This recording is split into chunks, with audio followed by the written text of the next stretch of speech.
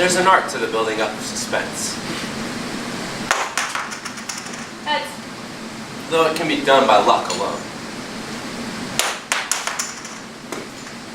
Heads. That's the word I'm after. 76 love. A weaker man might be moved to re-examine his faith. If nothing else, at least in the law of probability. Heads.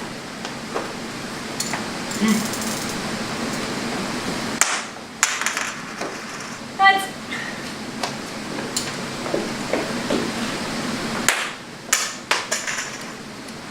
Heads.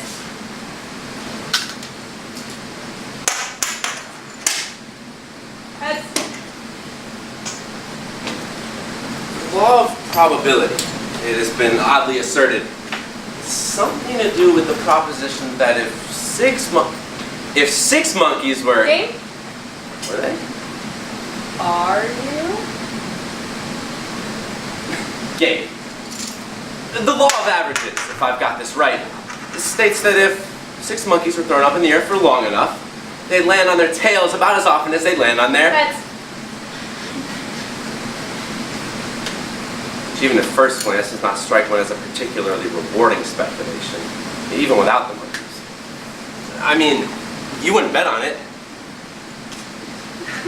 I mean, I would. But you wouldn't. Heads.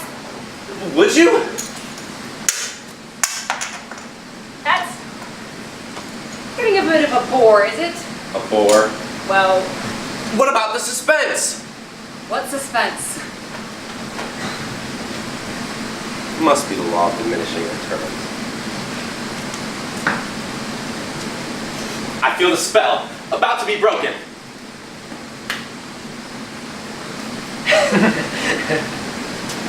Well, there was an even chance. My calculations are correct. 85 in a row. Beating the record. Don't be absurd. Easily. Is that it then? Is that all? What? A new record. Is that as far as you're prepared to go? Well, No questions? Not even a pause? you spun them yourself. Not a flicker of doubt? Well, I won, didn't I? And if you hadn't, if they'd come down against you 85 times in a row, one after another, just like that. 85 in a row? Tails? Yes! What would you think? Well, I'd have a good look at your coins for a start. I'm relieved. At least we can still count on self-interest as a predictable factor. Suppose it's the last to go. Your capacity for trust made me wonder if perhaps you alone... Touch. We've been spending coins together since... But this is not the first time we spun coins. Oh no, we've been spinning coins for as long as I can remember. And how long is that? I forget. 85 times, mind you. Yes. Well, it'll take some beating, I imagine. Is that what you imagine? Is that it? No fear? Fear? Fear! The crack that might flood your brain with light. Heads.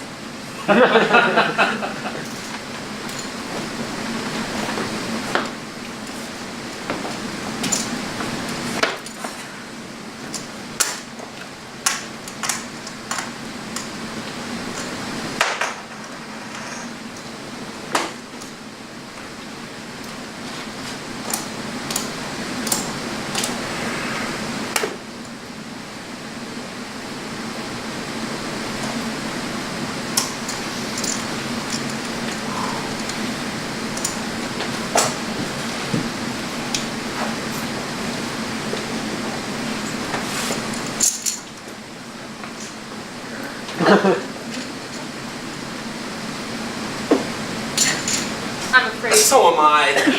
I'm afraid this isn't your day. I'm afraid it is. 89. It must be indicative of something. Besides the redistribution of wealth. This possible explanations. 1, I'm willing it. Inside, where nothing shows, I'm the essence of a man spinning double-headed coins and betting against himself in private atonement for an unremembered past. Heads. 2, time has stopped dead, and the single experience of one coin being spun once has been repeated 90 times. On the whole, doubtful. 3.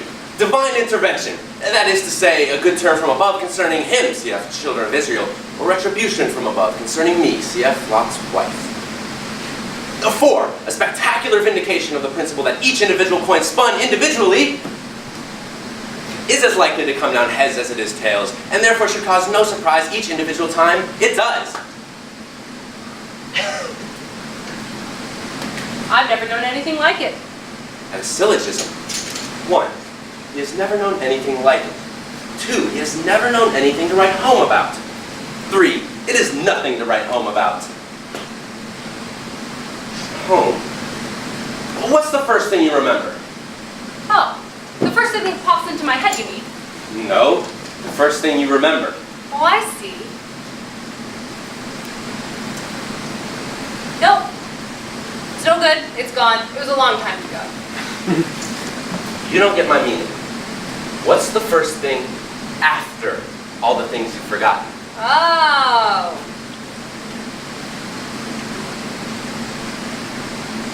I've forgotten the question. Are you happy? What? Content? At ease? I suppose so. What are you going to do now? I don't know. What do you want to do? I have no desires, none.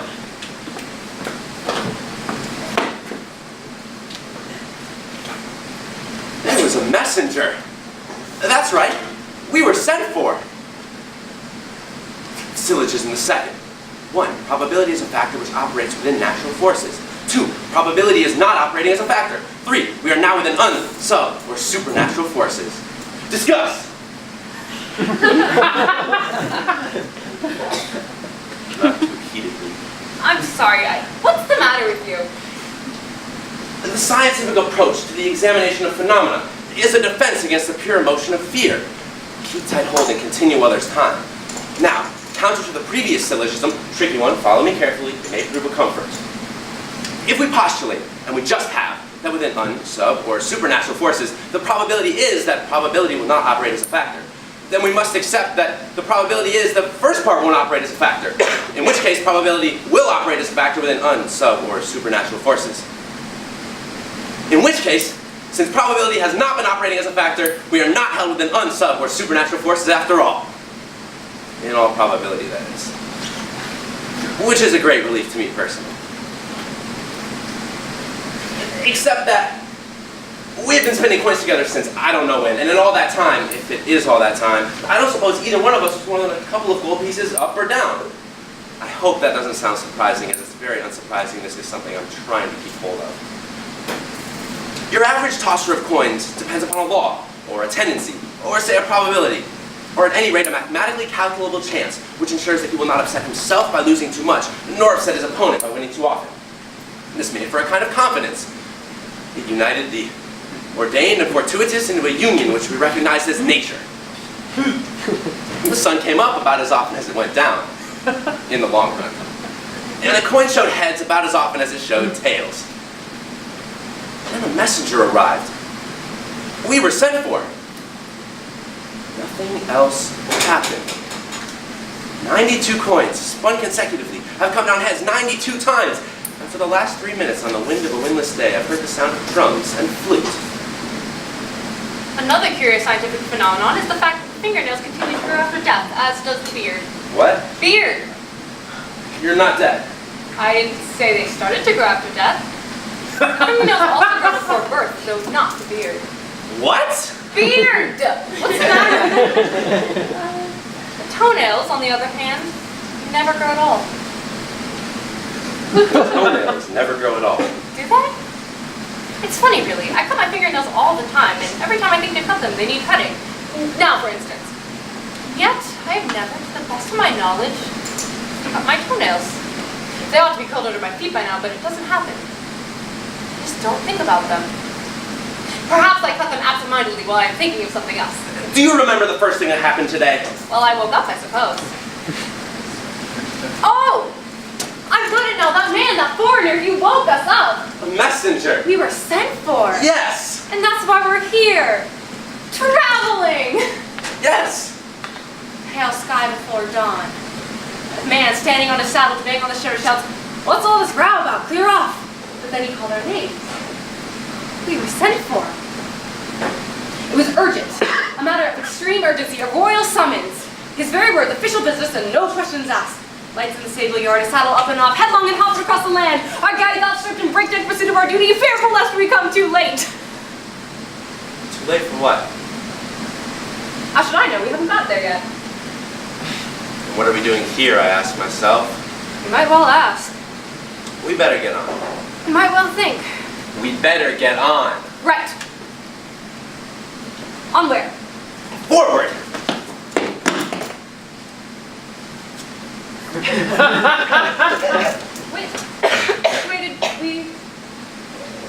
Which way do we? Practically starting from scratch. A man, standing on a saddle, surveying on the shutters. Our names shouted in a certain dawn. A message, a summons. A new record for heads and tails. We have not been picked out, simply to be abandoned, set loose to find our own way. We're entitled to some direction. I would have thought. I say. Yes? I can hear. I thought I heard music. Yes? Like a band. I thought I heard a band. Yes. It sounded like a band. Drums. It couldn't have been real. The colors red, blue, and green are real. The color yellow is a mystical experience shared by everybody. Come on! It must have been thunder, like drums.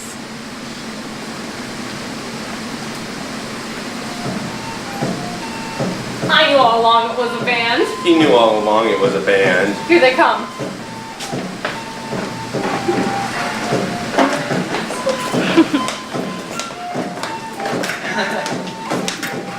An audience.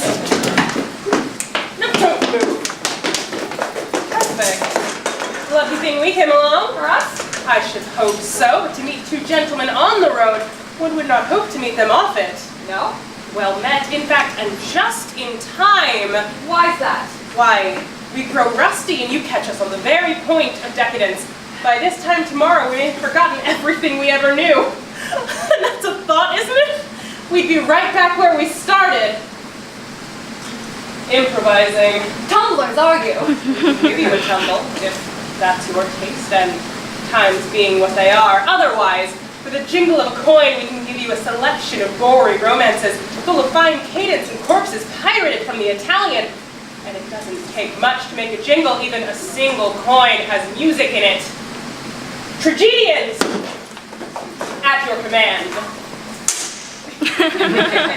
My name is Guildenstern and this is Rosencrantz. I'm sorry. His name is Guildenstern and I'm Rosencrantz. Played bigger, of course, but quality does count for something. I recognized you at once. And who are we? And who are we? Fellow artists. I thought we were gentlemen. For some, performance. For others, patronage. They're two sides of the same coin, or, being as there are so many of us, the same side of two coins. Don't clap too loud. It's an old world. What's your line? Tragedy, sir. Deaths and disclosures, universal and particular, denouement both unexpected and inexorable. Melodrama on all levels, including the suggestive. We transport you to a world of intrigue and illusion. We can ghosts, if you like, clowns, murderers, battles on the skirmish level, heroes, villains, tormented lovers, set pieces in the dramatic vein. We can give you rapiers, or rape, or both by all means. Faithless wives, ravished virgins, flagrante delicto at a price. Though that does fall under realism, for which there are special terms. Getting warm, am I?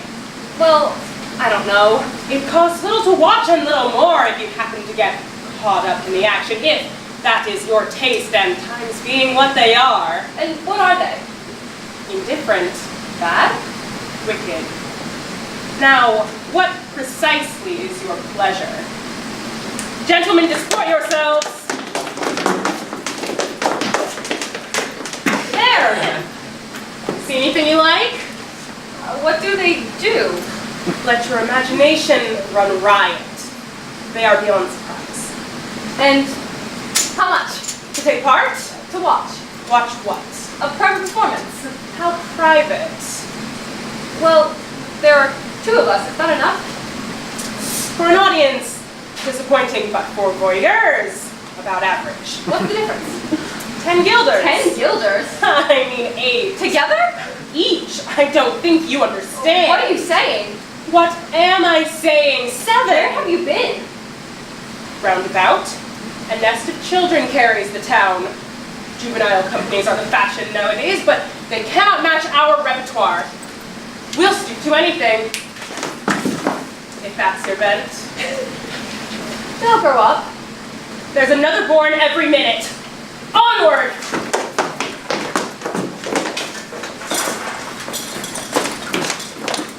Where are you going? Halt!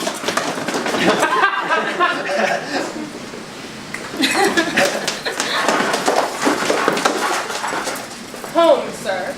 Where from? Home. We are traveling people. We take our chances where we find them. It was chance then. Chance? You found us. Oh, yes. You were looking? Oh, no. Chance then. Or fate. Yours or ours? There could hardly be one without the other. Fate then.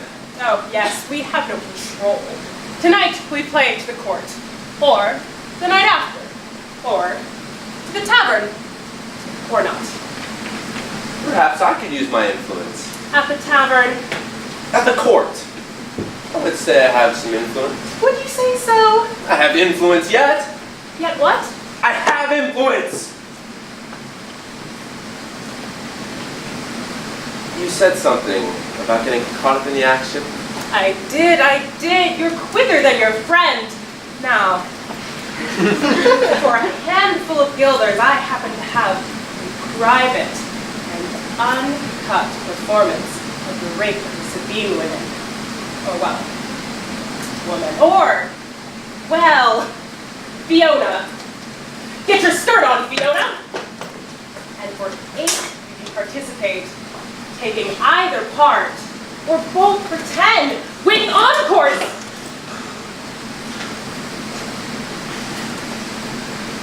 Get your skirt off, Fiona. It could have been. It didn't have to be obscene.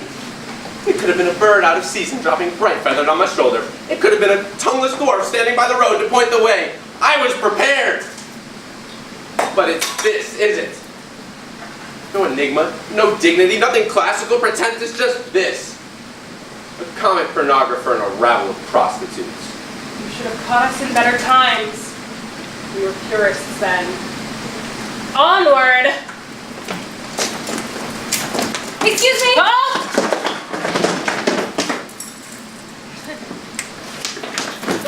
Fiona! You're not, exclusively players then, are you? We are, inclusively players, sir. So you give exhibitions then? Performances, sir. Yes, of course.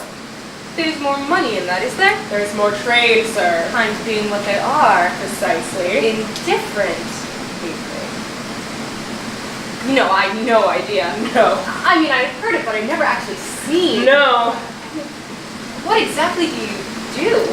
We keep to our usual stuff, more or less, only inside out. We do on stage what is supposed to happen off, which is a kind of integrity if you look at every exit as an entrance somewhere else.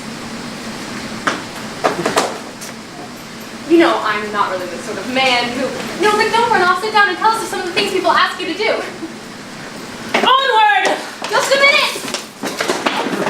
All right.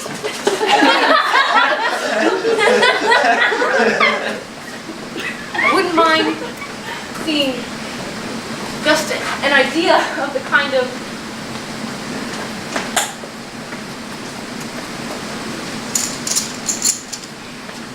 What will you do for that?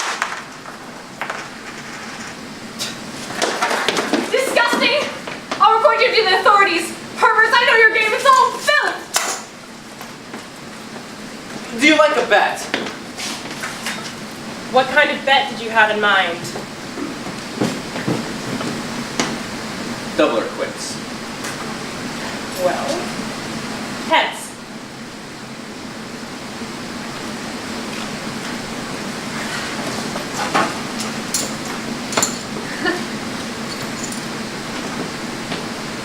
Again? Yeah, no, wait, yeah. Evens. Heads. Again. Heads. Heads. Tails.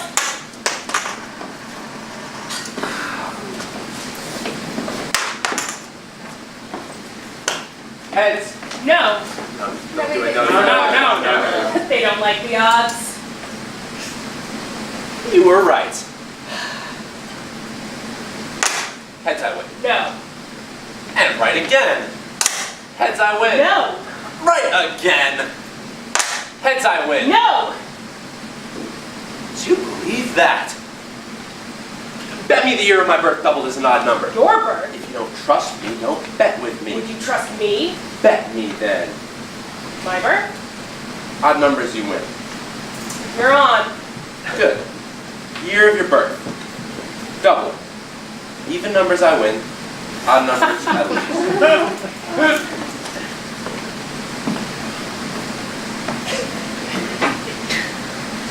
Oh, hey, no. We have no money. Ah. Then what have you got? Was it for this? It's the best we've got. The times are bad indeed. The very air stinks. Come here, Fiona. Do you lose often? Yes, sir. Then what could you have left to lose? Nothing, sir. Do you like being an actor? No, sir. You and I, Fiona, we could create a dramatic precedent here. Do you know any good plays? Plays. Exhibitions. I thought you said you were actors. Oh, we are. There just hasn't been much call. You lost. Well then, one of the Greeks perhaps? You're familiar with the tragedies of antiquity, are you? The great homicidal classics? Matri, Patri, Fratri, Sorori, Uxori, and it goes without saying. Saucy. Suicidal. Maidens aspiring to godhead? And vice versa. Kind of thing, is it? I can't say it is really. We are more of the blood, love, and rhetoric school. I'll leave the choice to you then, if there's anything to choose between them. They're hardly divisible, sir. Well, I can give you blood and rhetoric without the love, and I can give you blood and love without the rhetoric, and I can give you all three concurrent or consecutive. But I'm afraid I can't give you any without the blood. They are all blood, you see. Blood is compulsory. Is that what the people want? It's what we do. Thank you. We'll let you know. 38! Position? Sir? One of your... Tableau. No, sir. Oh. Entrances there and there.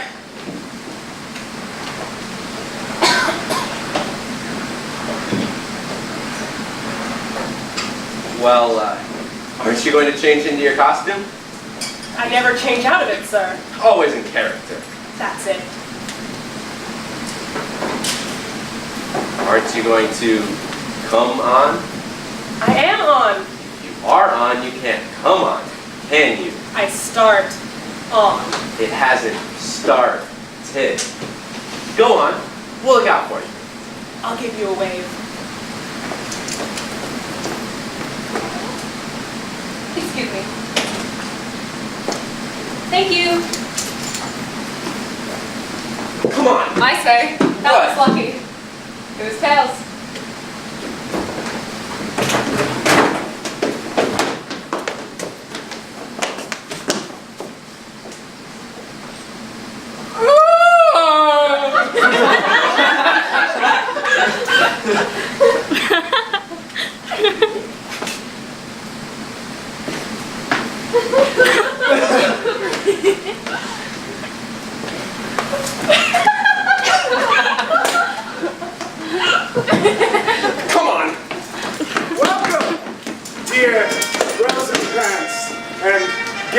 Guildenstern. Moreover, that we long to see you, or need to use you, did provoke our hasty sending. Something, have you heard of Hamlet's transformation, so call it? Sith nor the exterior nor the inward man that resembles that which it should be. And what it is, more than his father's death, that has brought him so far from the understanding of himself, I fear to dream of. I entreat you both, being of so young years brought up with him, and Sith so neighbored to his youth and behavior, to vouchsafe your rest here for a while, such may bring him on to pleasures, and glean that what feasting may lie within our remedy.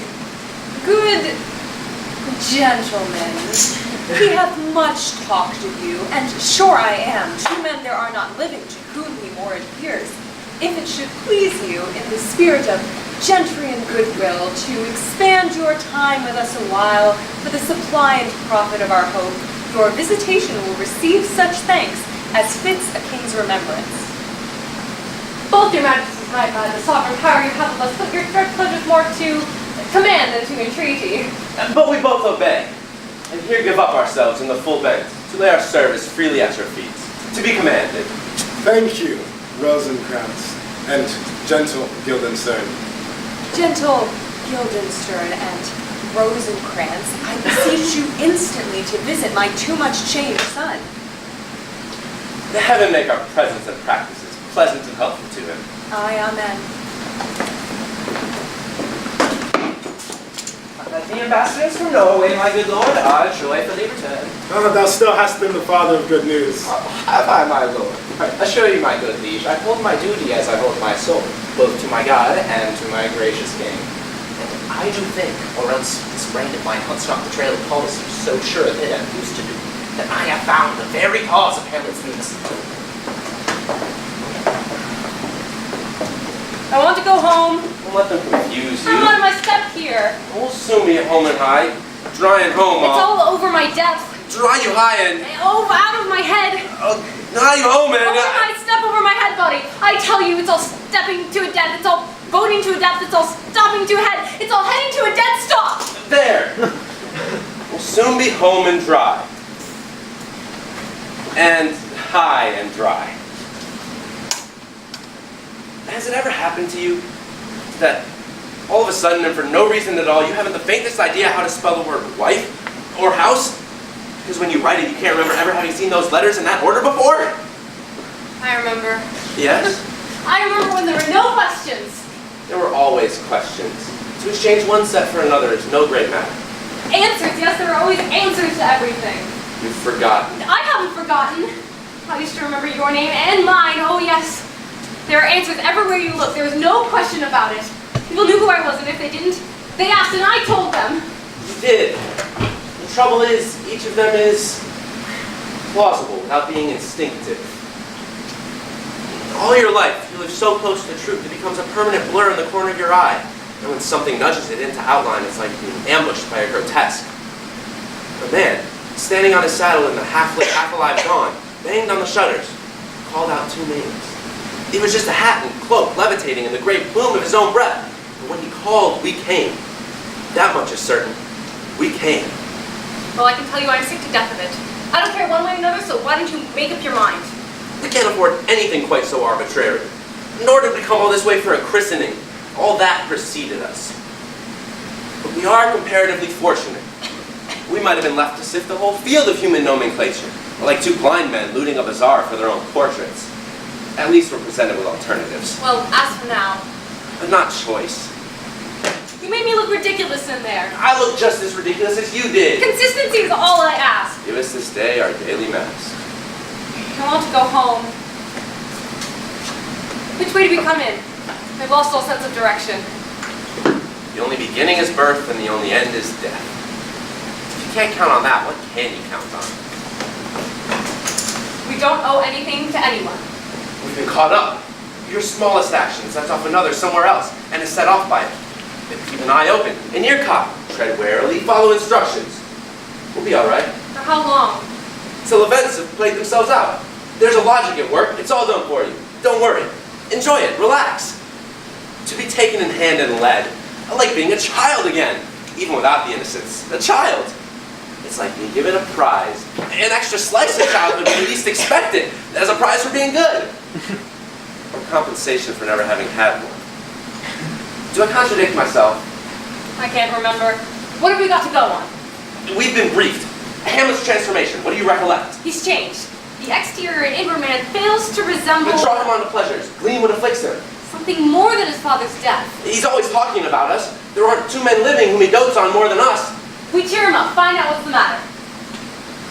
Right. It's a matter of asking the right questions and giving away as little as we can. It's a game. And then we can go? And receive such thanks as fits a king's remembrance. I like the sound of that. What do you think he means by remembrance? He doesn't forget his friends. Would you care to estimate? Difficult to say, really. Some kings are amnesiac. Others, I suppose, the opposite. Whatever that is. Yes. Elephantine? Not how long, how much. Retentive. He's a very retentive king. A royal retainer. What do you plan on? Words. Words. They're all we have to go on.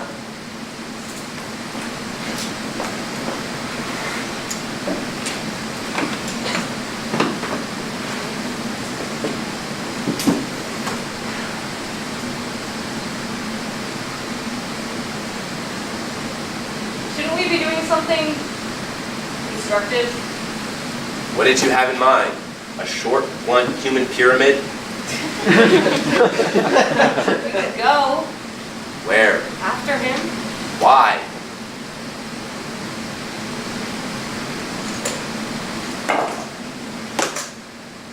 How very intriguing. I feel like a spectator in an appalling business. The only thing that makes it bearable is the irrational belief that someone interesting will come in any moment. See anybody? No? You?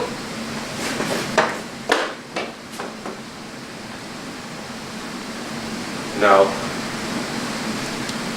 What a fine persecution! To be kept intrigued without ever being enlightened. We've had no practice. We could play questions. What good would that do? Practice. Statement, one love. Cheating. How? I haven't started yet. Statement, two love. Are you counting that? What? Are you counting that? Vowel, no repetitions. Three love. First game, two. I'm not going to play if you're going to be like that. Who's served? Huh? Vowel, no grunts. Love one. Who's go? Why? Why not? What for? Vowel, no synonyms. One all. What in God's name is going on? Vowel, no rhetoric. 2-1. What does it all add up to? Can't you guess? Were you addressing me? Is there anyone else? Who? How would I know? Why do you ask? Are you serious? Is that rhetoric? No. Statement, two all. Game points. What's the matter with you today? When? What? Are you deaf? Am I dead? Yes or no? Is there a choice? Is there a God? Vowel, no non sequiturs. 3-2, one game all. What's your name? What's yours? I asked you first. Statement, one love. What's your name when you're at home? What's yours? When I'm at home? Is it different at home? What home? Haven't you got one? Why do you ask? What are you playing at? What's your name? Repetition, 2 love. Match point to me. Who do you think you are? Vowel, rhetoric. 2 love, game point. When's it going to end? That's the question. It's all questions. Do you think it matters? Doesn't matter to you. Why should it matter? What should it matter? Why? Shouldn't it matter why it matters? What's the matter with you? It doesn't matter. What's the game? What are the rules?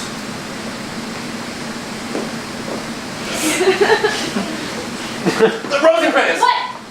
There, how was that? Clever. Natural? Instinctive. Got it in your head? I take my hat off to you. Shake hands! Now I'll try you. Kill Not now! Catch me unawares. Right.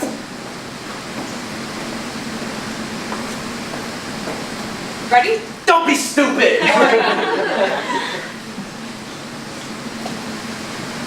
Guildenstern! What? Consistency is all I ask. Mortality is all I seek. Give us this day our daily week.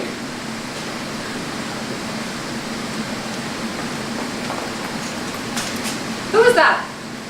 And you know him? You didn't know me. You can see you. I didn't see him. And we shall see. I hardly knew him. He's changed. You can see that. Transformed. How do you know? Inside and out. I see. He's not himself. He's changed. I could see that. McLean would afflict him. Me? Him. How? Question and answer. Old ways are the best ways. He's afflicted. You question, I'll answer. He's not himself, you know. I'm him, you see. And who am I then? You're yourself. And he's you? Not a bit of it. Are you afflicted? That's the idea. Are you ready? Let's go back a bit. I'm afflicted. I see. McLean would afflicts me. How should I start? Address me. My dear Guildenstern. You've forgotten, haven't you?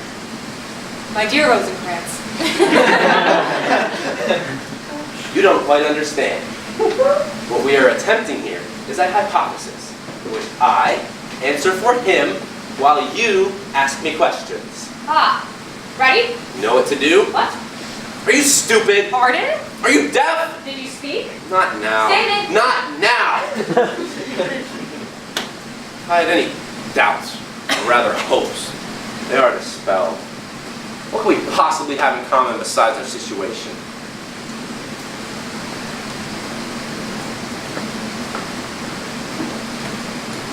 Perhaps they'll come back this way.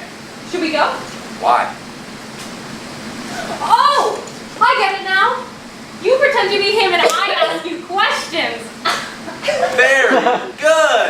You had me confused. I could see I had. How should I begin? Address me.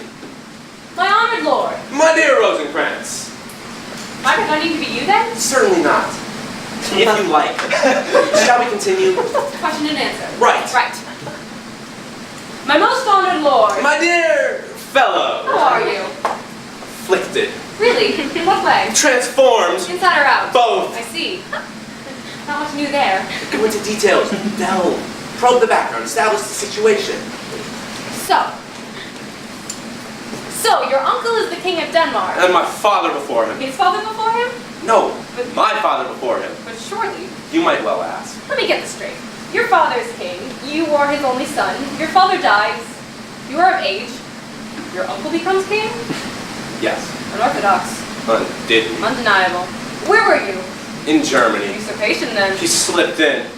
Which reminds me, Well, it would. I don't want to be personal, It's common knowledge. your mother's marriage. He slipped in. His body was still warm. So was hers. Unorthodox. Undid me. Hasty. Suspicious. Makes you think. Don't think I haven't thought of it. And with her husband's brother. They were close. She went to him. Too close. For comfort. It looks bad. It adds up. Incest to adultery. Would you go so far? Never. To sum up, your father whom you love dies. You are his heir. You come back to find that hardly was his corpse cold before his young brother popped onto his throne and into his sheath, thereby offending both legal and natural practices. Now, why ever are you behaving in this extraordinary manner? I can't imagine. But all that is well known. Common property. It was sent for us, and we did come. I say. I can hear. I heard music. We're here. Like a band. I thought I heard a band. Rosencrantz, What? Guildenstern. What? Don't you discriminate at all! Go and see if he's there. Who? There!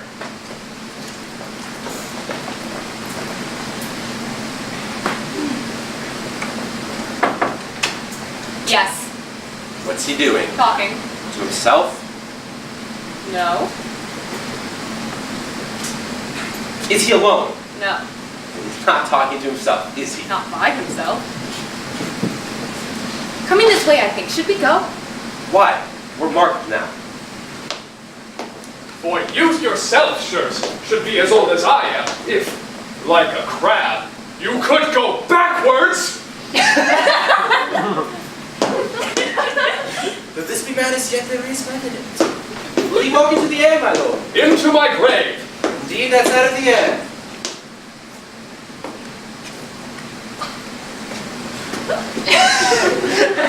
My lord, I will take my leave of you. You cannot take anything from me that I will not more willingly part with all, except my life, except my life, except my life. Fare you well, my lord. You wish to see Lord Hamlet? There he is. God save you, sir. My honor, lord. My most dear lord. My excellent good friends, Guildenstern, how do you? Ah, Rosencrantz.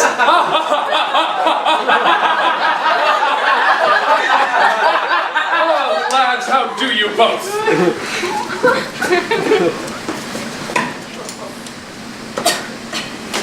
Blood, there is something more than natural in it, if philosophy could find it out. They're the players. Gentlemen, you are welcome in Elsinore. Your hands, come them. The appurtenance of welcome is fashion and ceremony. Let me comply with you in this garb, lest my extent to the players should appear more like entertainment than yours. You are welcome, but my uncle, father, and aunt mother are deceived.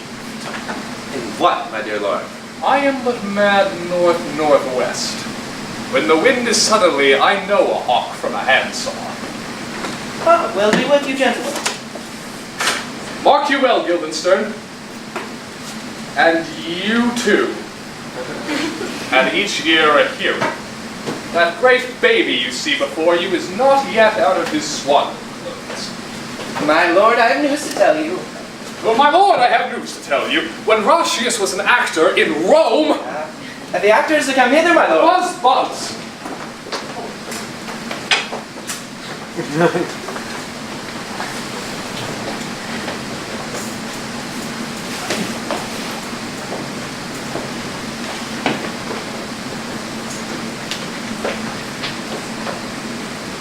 Yes? What? I thought you... No. Oh. I think we can say we made some headway. You think so? I think we can say that. I think we can say you made us look ridiculous. Played it close to the chest, of course. Question and answer. Old ways are the best ways. He was scoring off us all down the line. He may have caught us on the wrong foot, once or twice, perhaps. But I thought we gained some ground. He murdered us. He might have had the edge. 27-3. Do you think he might have had the edge? He murdered us. What about our evasions? Oh, our evasions were lovely. Were you sent for? My lord, we were sent for. I didn't know how to put myself. He had 6 rhetoricals. Well, it's question and answer, all right. 27 questions he got out in 10 minutes. I was waiting for you to delve. When is he going to start delving, I asked myself. 2 repetitions. Hardly a leading question between us. We got his symptoms, didn't we? 27 questions he got out in 10 minutes, of which we answered 15.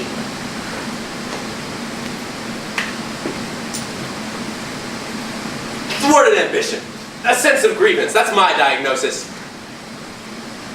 6 rhetoricals and 2 repetitions, leaving 19, of which we answered 15. And what do we get in return? He's depressed! Denmark to prison, and he'd rather live in a nutshell? Some shadow play about the nature of ambition, which never got down to cases. And then finally one direct question which might have led somewhere, and led, in fact, to the illuminating claim to tell a hawk from a handsaw. When the wind is southern. And the weather's clear. And when it isn't, he can't. He's at the mercy of the elements. Is that southerly?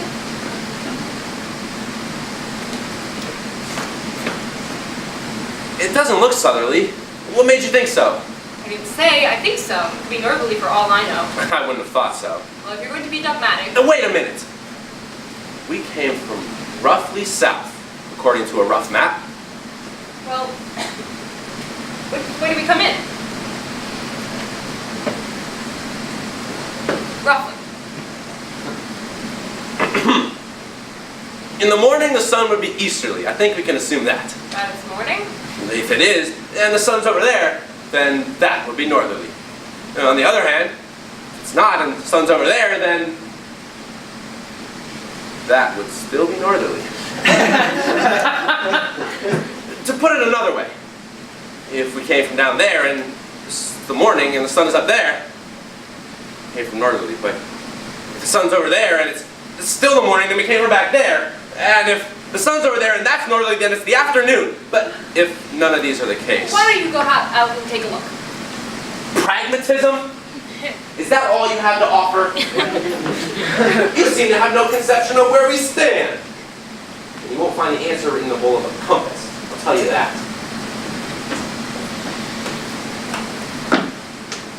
Besides, you can never tell as far north. It's probably dark out there. I merely suggest that, if position of the sun, if it is up, would give you a rough estimation of the time. Alternatively, the clock, if it is going, would give you a rough estimation of the position of the sun. I forget what you're trying to establish. I'm trying to establish the direction of the wind. Well, there isn't any wind. Draft, yes. In that case, the origin. Trace it to its source. Might give us a rough idea of where we came in, which might give us a rough idea of south, for further reference. It's going up through the ground. It won't give me south, can it? That's not a direction. Go ahead. Lick your toe and wave it around a bit.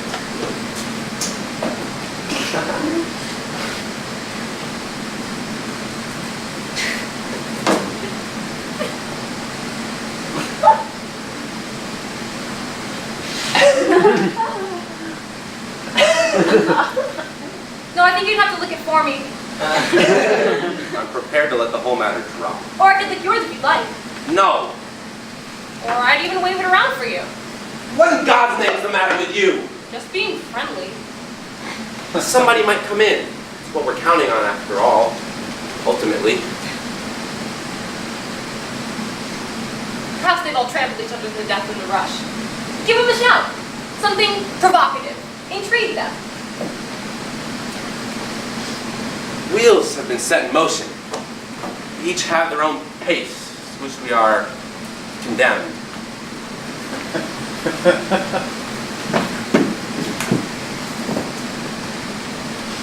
A Chinaman of the Tang Dynasty, and by which definition a philosopher, once dreamed he was a butterfly. And from that moment on, he was never quite sure he wasn't a butterfly, dreaming he was a Chinese philosopher. Envy him in his twofold security. Fire! Where? Oh, it's all right. I'm just demonstrating the misuse of free speech to prove it exists. Not a move. They should all burn to death in their shoes.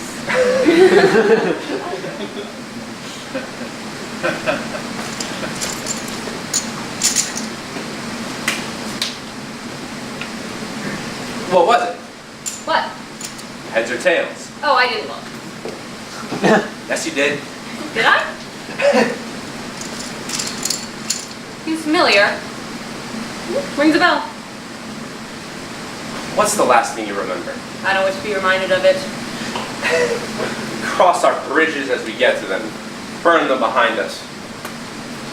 Nothing to show for our progress except the memory of the smoke and a presumption that wants our eyes watered.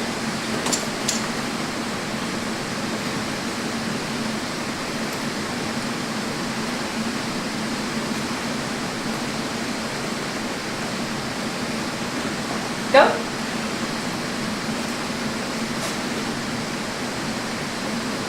Double bluff.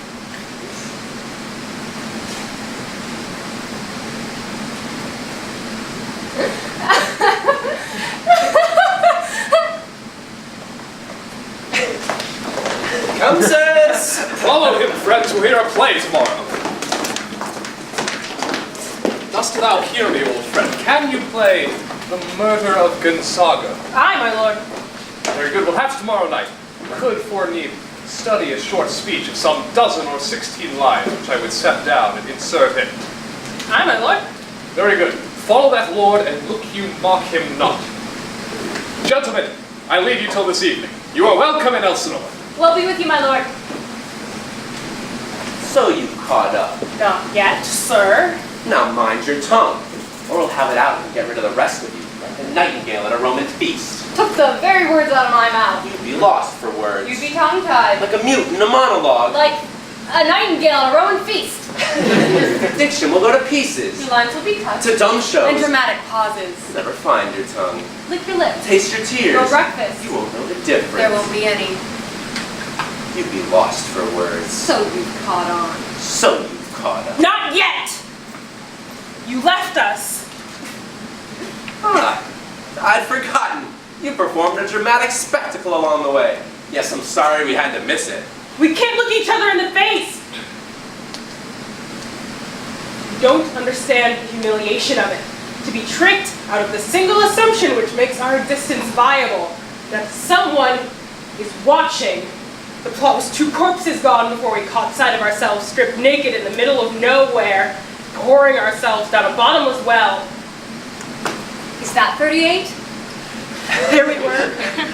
Demented children mincing about in clothes no one ever wore, speaking as no man ever spoke, swearing love in wigs and rhymed couplets, killing each other with wooden swords, hollow protestations of faith hurled after empty promises of vengeance.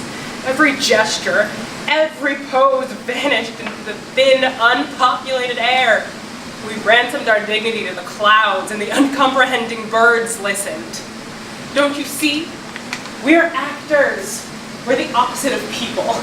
I want you to think in your head now. Think on the most private, secret, intimate thing you have ever done, secure in the knowledge of its privacy. Are you thinking of it?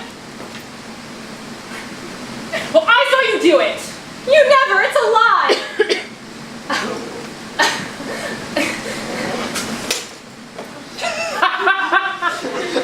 We're actors. We've pledged our identities, secure in the convention of our trade, that somebody is watching. We were caught high and dry. It wasn't until the murderer's long soliloquy that we were able to look around, frozen as we were in profile. Our eyes searched you out, first confidently, then hesitantly, then desperately, as each patch of turf, every log, every exposed corner in every direction proved uninhabited. All the while, the murderous king addressed the horizon with his dreary, interminable guilt. Our heads began to move, wary as lizards. The corpse of the unsullied Rosalinda peeped through her fingers, and the king faltered. Even then, habit and a stubborn trust that our audience spied upon us from behind the nearest bush forced our bodies on long after they had emptied of meaning until, like runaway carts, we dragged to a halt. No one came forward. No one shouted at us. The silence was unbearable. It imposed itself upon us. It was obscene. We removed our crowns and swords and cloth of gold and moved silent on the road to Elsinore.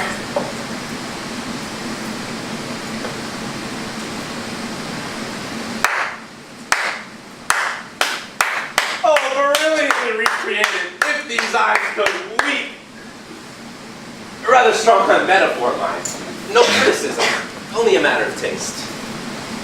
And so you're here, with a vengeance. That's a figure of speech, isn't it? Well, let us say we've made it up for you. For you may have no doubt whom to thank for your performance at the court. We are counting on you to take him out of himself. You are the pleasure to which we draw him onto. And by that I don't mean your usual filth. You can't treat royalty like people with normal perverted desires. They know nothing of that, and you know nothing of them to your mutual survival. So, you'll give him a good, clean show for all the family. Or rest assured you'll be playing the tavern tonight. Or the night after. Or not. We have entry here, and always have had. You've played for him before? Yes, sir. And what's his bet? Classical. Saucy. What will you play for him? The Murder of Gonzago. Full of fine cadence and corpses. Pirated from the Italian. What's it about? It is about a king and a queen. Escapism. What else? Blood. Love and rhetoric? Yes. Where are you going? I can come and go as I please. Been here before. Yes, I have. Evidently a man who knows his way around. And I know which way the wind is blowing. Operating on two levels, are we? Never. I suppose it comes naturally, being in the business, so to speak. Yeah, the truth is, we appreciate your company, for want of any other. We've been left so much to our own devices after a while one welcomes the uncertainty of being left to other people's. Uncertainty is the normal state. You're nobody special. For God's sake, what are we supposed to do? Relax. Respond. That is what people do. can't go around questioning your situation at every turn. But we don't know what's going on. We don't know what to do with ourselves. We don't know how to act. Act natural. You know why you're here, at least. We only know what they tell us, and that's little enough. And for all we know, it isn't even true. For all anyone knows, nothing is. The truth is only that which is taken to be true. One acts on assumptions. What do you assume? Well, he's changed.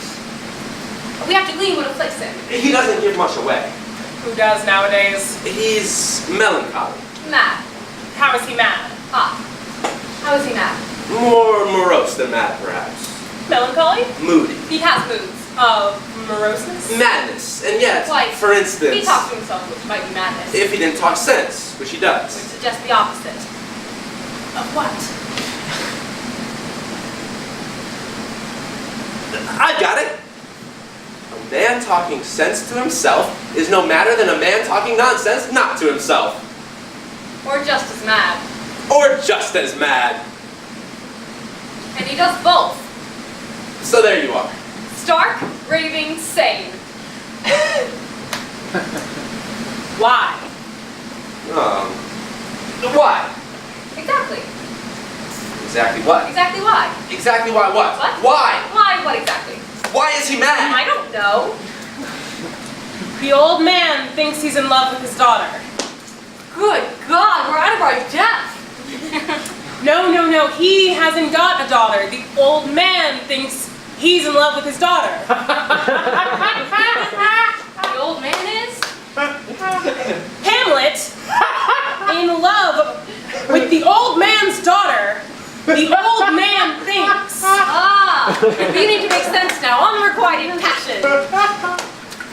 Nobody leaves this room. Without a very good reason. Why not? All this strolling about is getting too arbitrary by half. I'm rapidly losing my grip. From now on, reason shall prevail. I have lines to learn. Pass.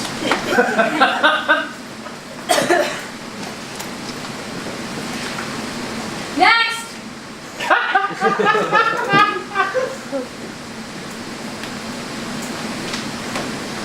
What did you expect? Something. Someone. Nothing.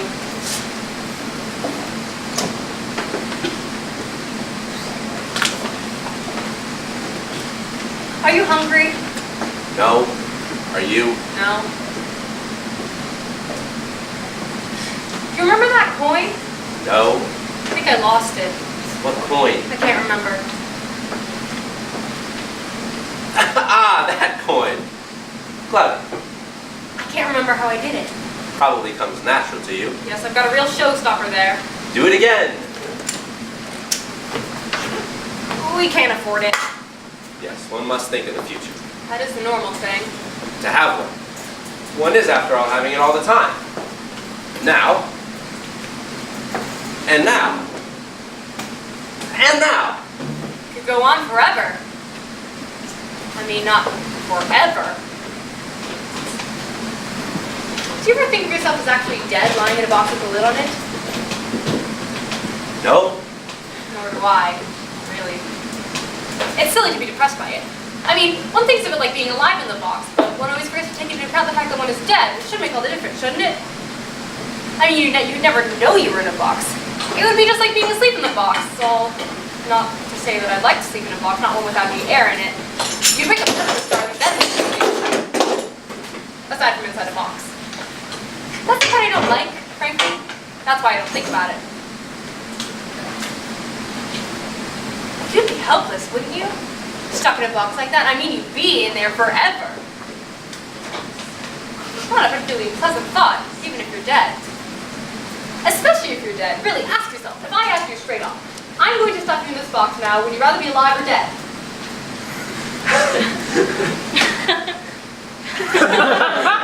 Naturally, you'd prefer to be alive. Life in a box is better than no life at all. I expect. I mean, you'd have a chance at least. You could lie there thinking, well, at least I'm not dead. And any minute, someone's going to come and bang on the lid and tell me to come out. Hey, you! What's your name? Come out of there! You don't have to flog it to death. I wouldn't think about it if I were you. You'll only get depressed. Eternity's a terrible thought, isn't it? I mean, where's it going to end? We count for nothing. We could remain silent to her green in the face and they still wouldn't come. Blue, red. All right. I know you're in there. Come out talking. Whatever became of the moment one first knew about death? There has to have been a moment in childhood when you first figured out you don't go on forever. It must have been shattering, stamped into one's memory. And yet I can't remember it. It never occurred to me. What does one make of that? You must be born with an intuition of mortality. Before we know the word for it, before we know there are words, out we come, bloodied and squalling, with the knowledge that for all the compasses in the world, there's only one direction, and time is its only measure. They're taking us for granted. Well, I won't stand for it. A future notice will be taken.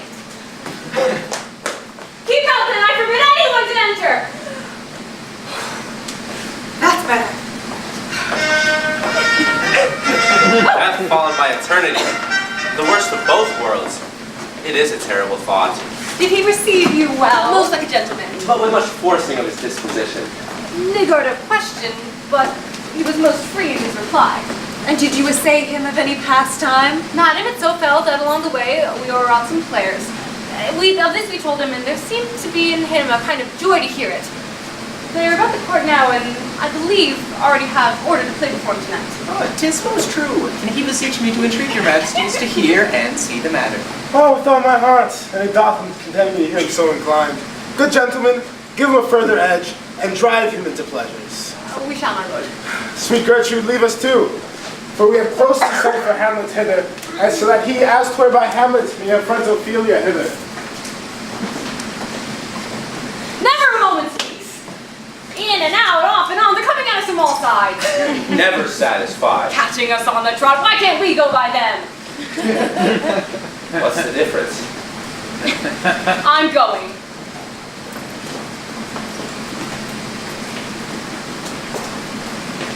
He's coming. What's he doing? Walking? On his hands? No, on his feet. Stark naked?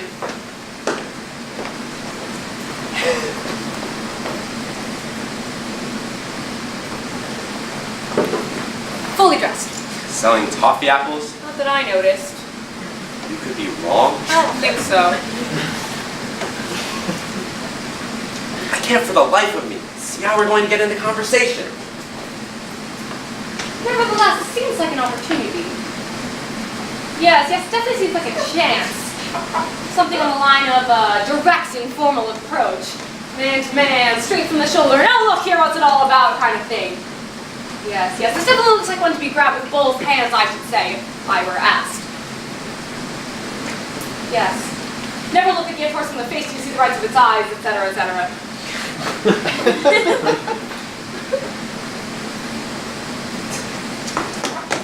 We're overawed, that's our problem. When it comes to the point where you succumb to their personality. Nymph, in thy horizons be all my sins remembered. Good, my lord. How does your armor take this thing? I humbly thank you. Well.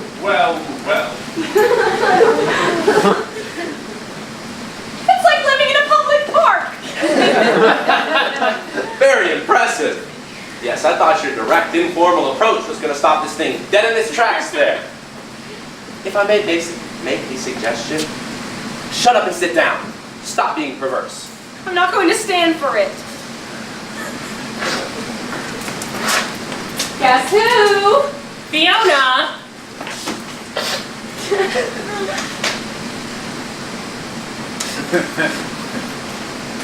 Excuse me. Hey! I beg your pardon. What did he do? I put my foot down. My hand was on the ground! You put your hand under his foot? What for? I thought... Don't leave me.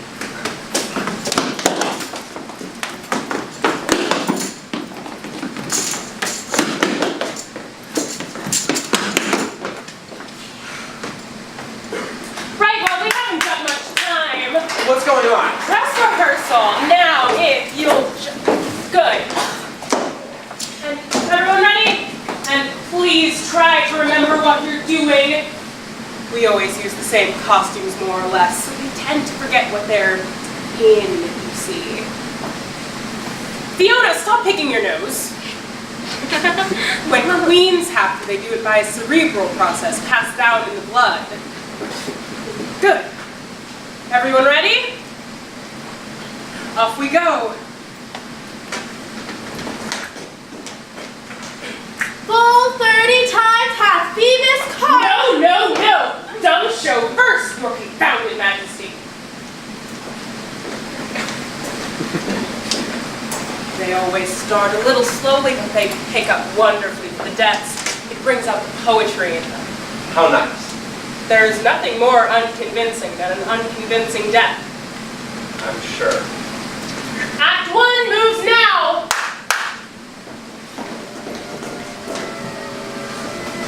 What's the dump show for? It's a device, really. It makes the action that follows more or less comprehensible. You see, we are tied down to a language that makes up in obscurity what it lacks in style. Who's that?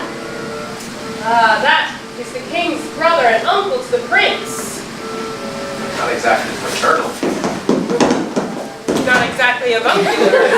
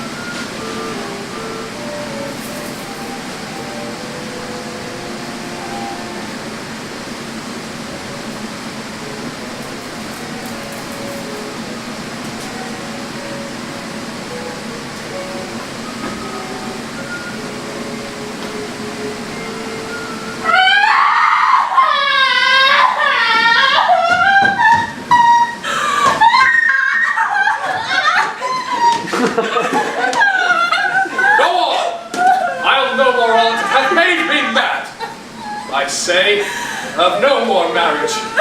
Those that are already married, all but one shall live. The rest shall stay as they are. To a nunnery. Go!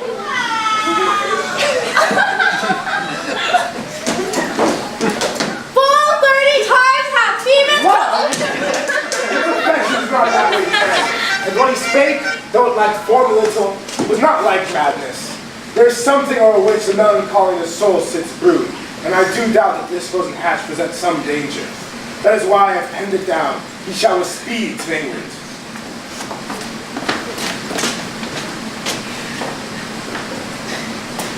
Gentlemen, it doesn't seem to be working. I'm not sure we're getting it.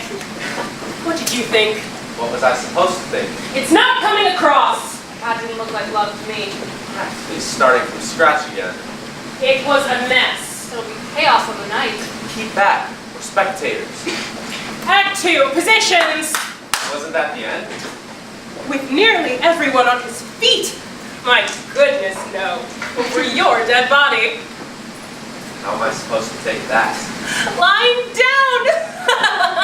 There's a design at work in all art. Surely you know that. Events must play themselves out to a moral, logical, and aesthetic conclusion. What's that? In this case? It never varies. We aim at the point where everyone who is marked for death dies. Marked? Between just desserts and tragic irony, we are given quite a lot of scope for our particular talent. You see, when things have got about as far as they can possibly go, it's when things have got about as bad as they can reasonably get. Who decides? Besides, it is written. If we're going to be subtle, we'll miss each other in the dark. I'm referring to the oral tradition, so to speak. We are tragedians. There is no choice involved. The bad end unhappily, the good unluckily. That is what tragedy means. Positions!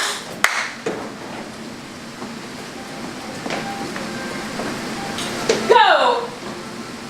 Having killed his brother and wooed the widow. Here, the poisoner mounts the throne. We see him and his queen give rein to their unbridled passion.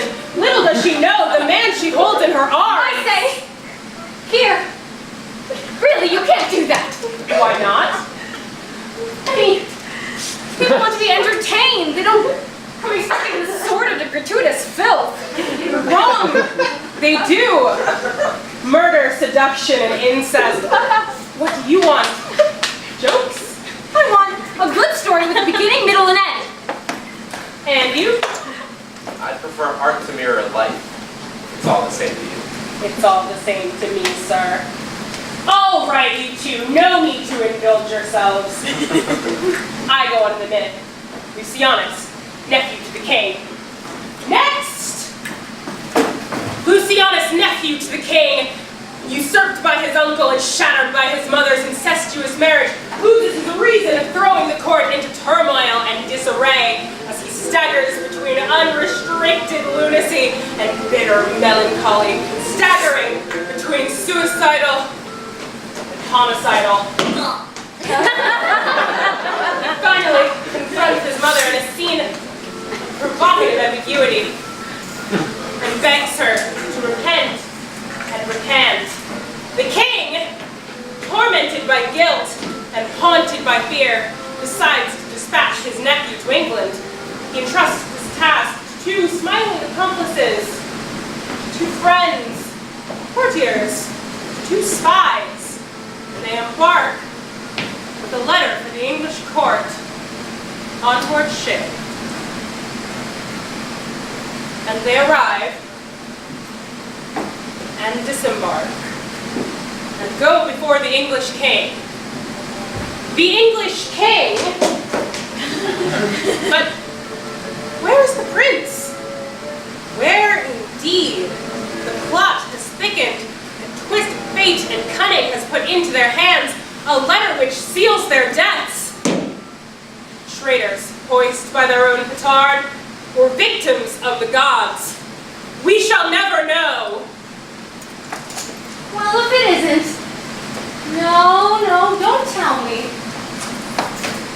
It's been a long time since... Where was it? Oh, this is taking me back to... When was it?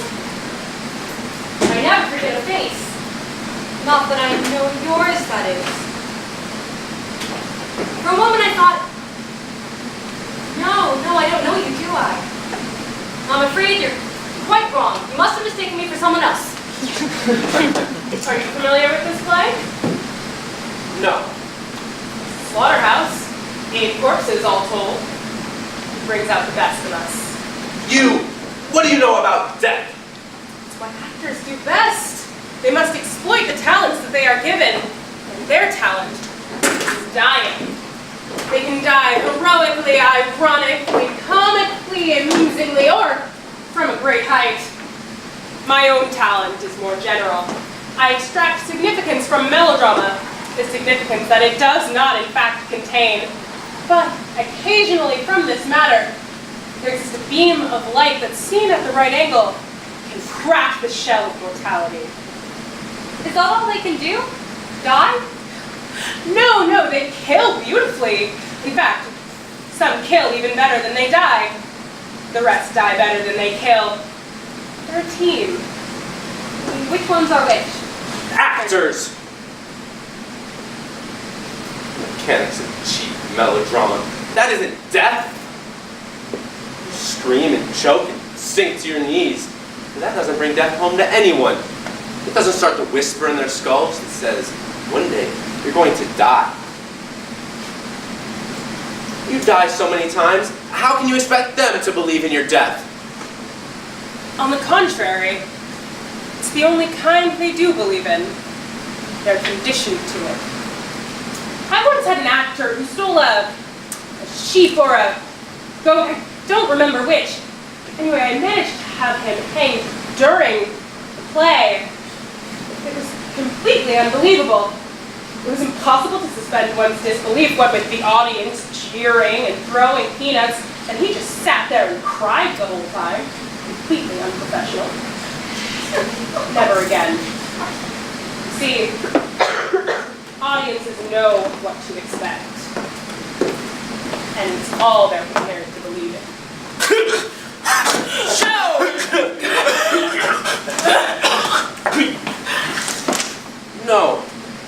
No, you've got it all wrong. You can't act death. The fact of it has nothing to do with seeing it happen. It's not blood and gasps and falling about. That isn't what makes it death. It's just a man failing to reappear. Now you see him, now you don't. Here one moment and gone the next and never coming back. An exit, unobtrusive and unannounced. Disappearance gathering weight as it goes on. Until finally, it is heavy with death. Give over the stage!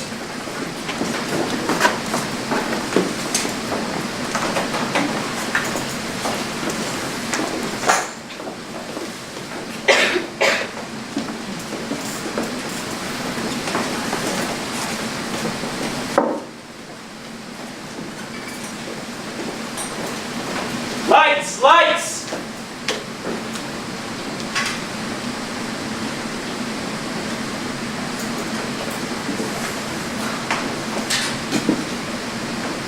That's east. I think we can assume that. I'm assuming nothing. No, it's all right.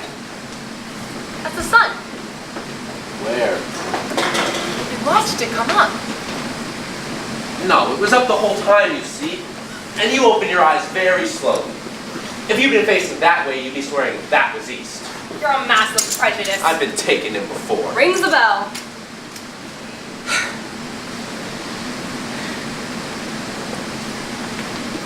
They're waiting to see what we're going to do. Good old east.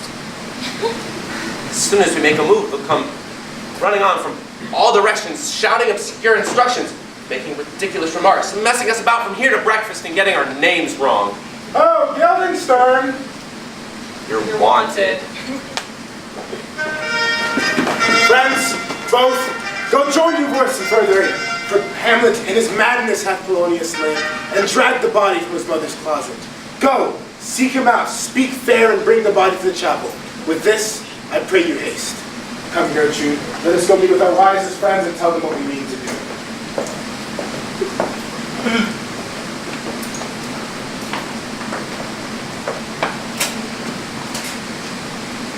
Well, Quite.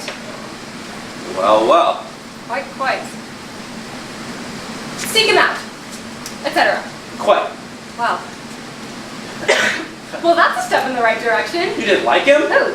Good God, I hope more tears are shed for us. Well, it's something, isn't it?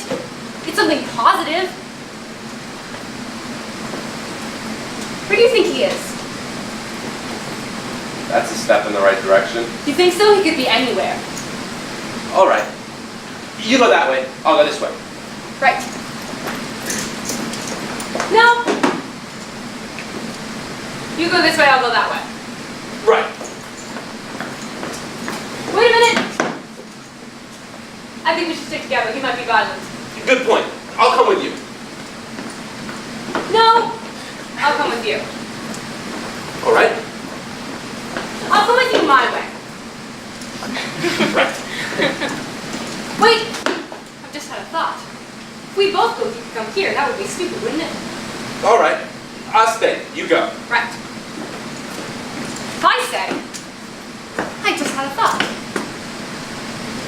We shall have to stick together. He might be violent. Good point.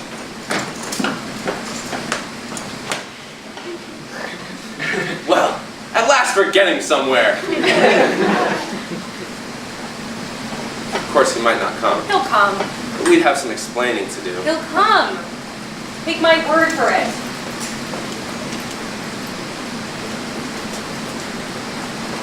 He's coming. What's he doing? Walking? Alone? No. Not walking? No. Who's he with? The old man. Walking? No. Ah, that's an opening if ever there was one. And walk into the trap. Ah! What trap? You stand there. Don't let him pass.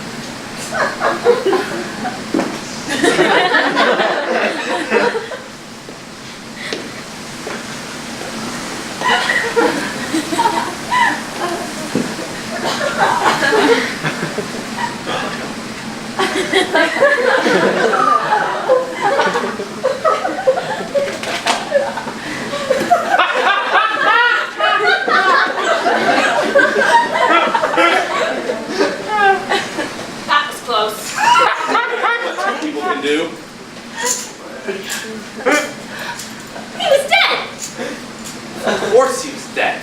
Properly. That's death, isn't it? Perhaps he'll come back this way. No, no, no. If we can't learn by experience, what have we got? Go give him a shout. Thought we'd been into all that. Hamlet! Don't be absurd. Lord Hamlet! Where have you taken the body, my lord? Compounded it with dust, whitherto 'tis kin. Tell us where 'tis so that we may bear it to the chapel. Do not believe it, Believe what? that I can keep your counsel and not mine own. Besides, to be demanded of a sponge, what replication should be made by the son of a king? Taking me for a sponge, my lord. Aye, sir, one that soaks up the king's countenance. His rewards his authorities, but such officers do the king best service in the end. He keeps them, like an ape in the corner of his jaw, first mouthed to be last swallowed. And when he needs what you have gleaned, it is but squeezing you, and sponge you will be dry again. I understand you not, my lord. I am glad of it. A knavish speech leaves the foolish ear. Tell us where the body is so that we may go with you to the king. The body is with the king, but the king is not with the body. The king is a thing A thing, my lord. of nothing. Bring me to him.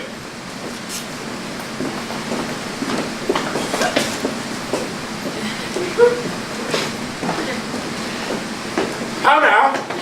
What hath befallen? Where the body is, my lord, we cannot leave him. But where is he? With that, my lord, better to know your pleasure. Bring him to me. Oh! Bring in the lord.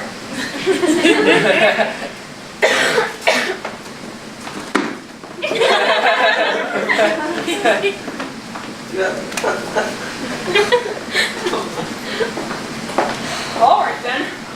Yet it doesn't seem enough to breathe such significance. Can that be all? And why us?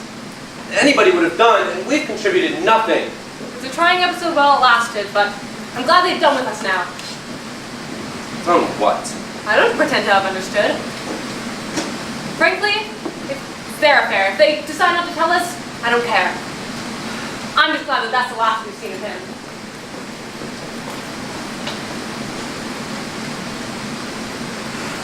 I knew it wasn't the end. What else? We're taking him to England. What's he doing? Walking. Walking? Talking! Alone? Is there anyone with him? No, he's with the soldier. And he's not alone, is he? No. And he's not talking to himself, is he? No. Should we go? Why? I heard it again, Ben. All I ask is a change of ground. Give us this day our daily rounds. They'll have us hanging about till we're dead, at least. And the weather will change. Spring can't last forever.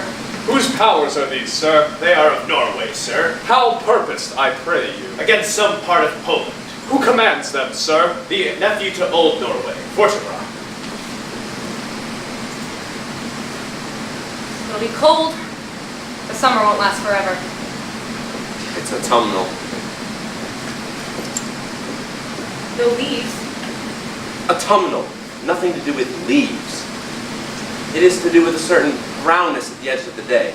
Brownness creeping up on us, take my word for it. Russets, tangerine shades of gold, flushing the outside edge of the senses.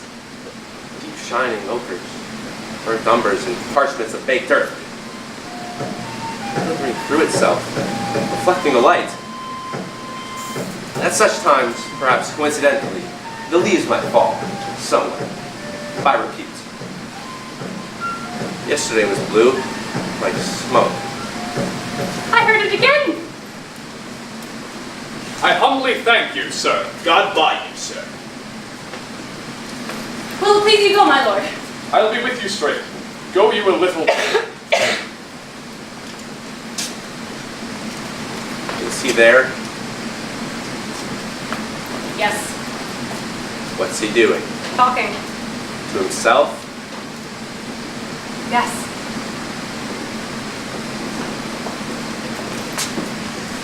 He said we can go. Cross my heart. I like to know where I am. And even if I don't know where I am, I like to know that. If we go, there's no knowing. No knowing what? If we'll ever come back. We don't want to come back. That may very well be true. Do we want to go? We'll be free. I don't know. It's the same sky. We've come this far. And besides, anything could happen yet.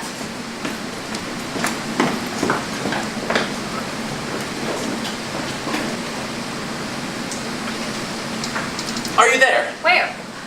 A flying start. Is that you? Yes? How can you tell? Oh, for God's sake! It's not done then. We're here, aren't we? Are we? We can't see a thing. You can still think, can't you? Think so. You can still talk. What should I say? Don't bother. You can feel, can't you? Ah! There's life in me yet. What are you feeling? A leg. Yes, it feels like my leg. How does it feel? Dead? Dead? I can't feel a thing. Give it a pinch! Ow! Sorry. Well, that's cleared up. Drunken sailor, what do you do with a drunken sailor? Paola! Reach down the slave. You've got me hearty! Is that you, Boston? Hello, is that you, sir? What for? How's lovely lady? The drunken sailor in the morning. We're on a boat. Dark, isn't it? Not for night. No, not for night. Dark for day. Yes, it's dark for day. We must have gone north, of course. Of course. Land of the midnight sun, that is. Of course. I think it's getting lighter. Not for night. This far north. North for all course. Of course.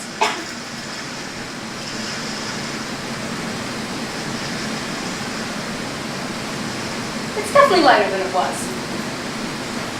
I suppose it'll be night soon. This far north. I suppose we have to go to bed. Tired. No, I don't think I'd take to it. Sleep all night, can't see anything all day.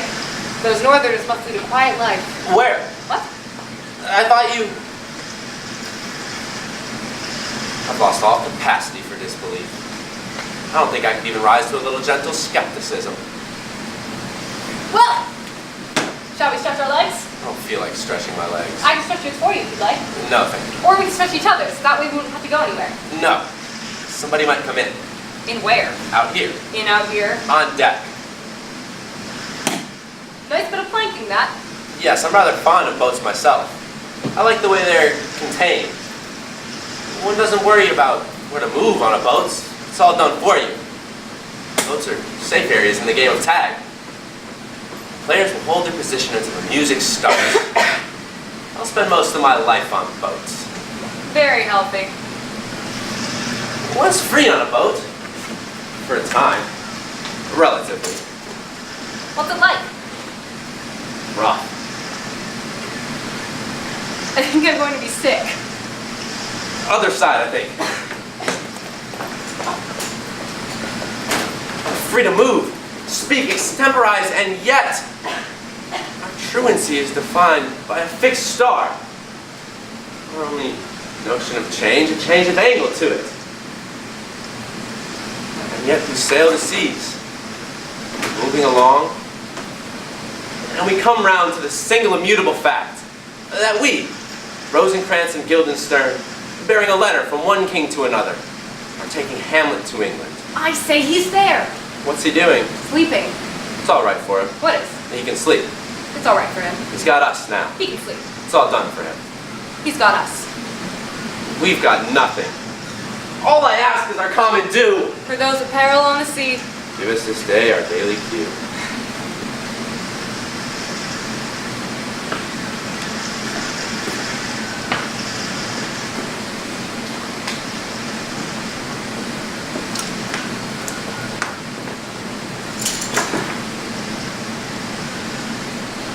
What now?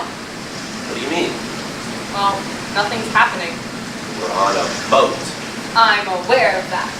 Then what did you expect?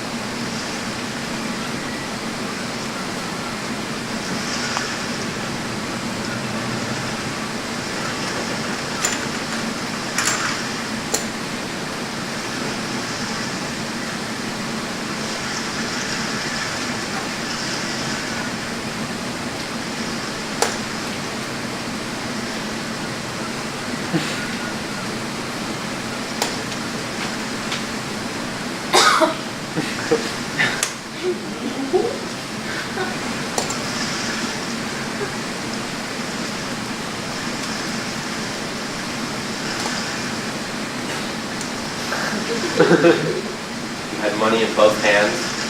Yes. Every time? Yes. What's the point of that? I wanted to make you happy. How much did he give you? Who? The king. He gave us some money. Well, how much did he give you? I asked you first. The same as you, I think. He wouldn't discriminate between us. Well, how much did he give you? The same. How do you know?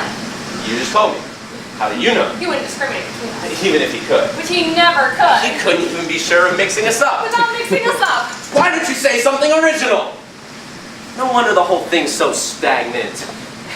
You never take me up on anything. You just repeat back what I say in a different order.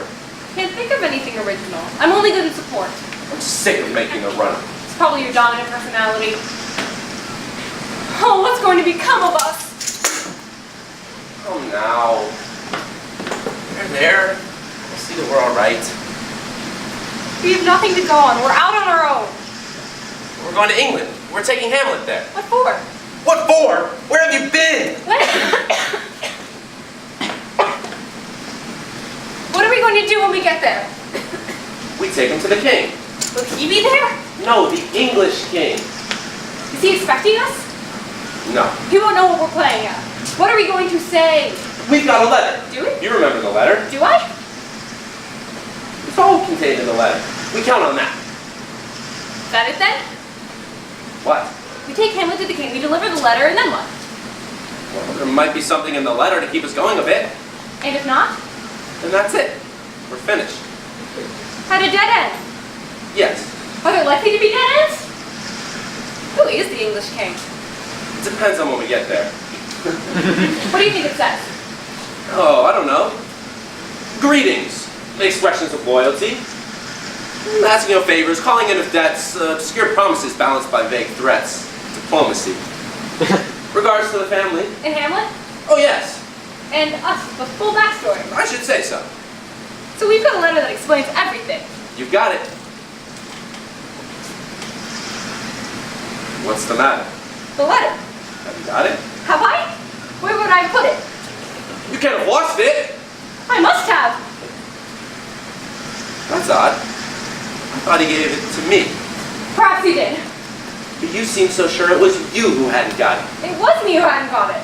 But if you gave it to me, you wouldn't have had it in the first place. So I don't get what all the fuss is about you not having it. I admit it's confusing. All this uncertainty, the night, the boat, induces a loosening of the concentration. We must not lose control. But tighten up. Now. Either you have lost the letter, or you didn't have it in the first place, in which the king gave it to you, in which case he gave it to me, in which case I would have put it in my inside front top pocket, in which case it would be here. We mustn't drop off like that again. Now that we found it, why were we looking for it? We thought it was lost. Something else? No? Now we've lost the tension. What tension? What was the last thing I said before we wandered off? When was that? I can't remember. It's all a shambles. We're not getting anywhere. Not even England. I don't believe in it anyway. What? England. Just the conspiracy of cartographers, you mean? I don't believe it.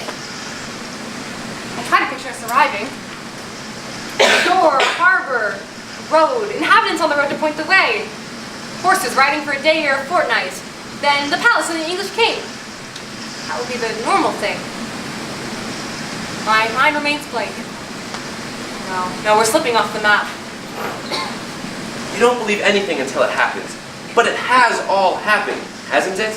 We drift down time, clutching at straws, but what good's a brick to a drowning man? Don't despair. We can't be long now. We might as well be dead. Do you think death might be on... might be a boat? No. Death is not. Death isn't. You get my meaning? The ultimate negative. You can't not be on a boat. I've frequently not been on boats. What you've been is not on boats. Oh. I wish I were dead.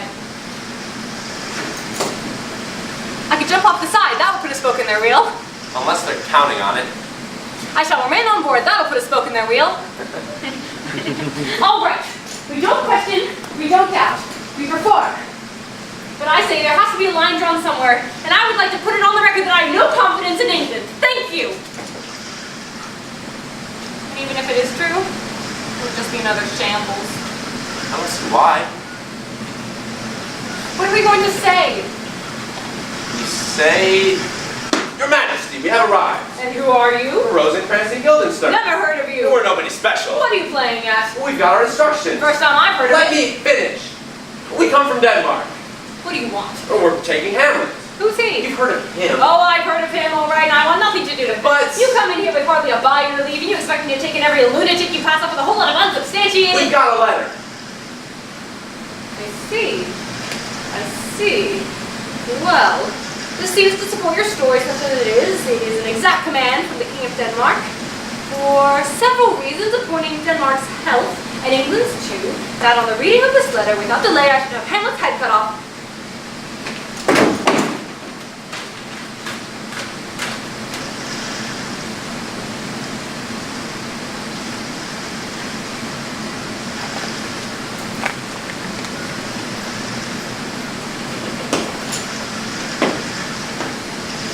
The sun's going down.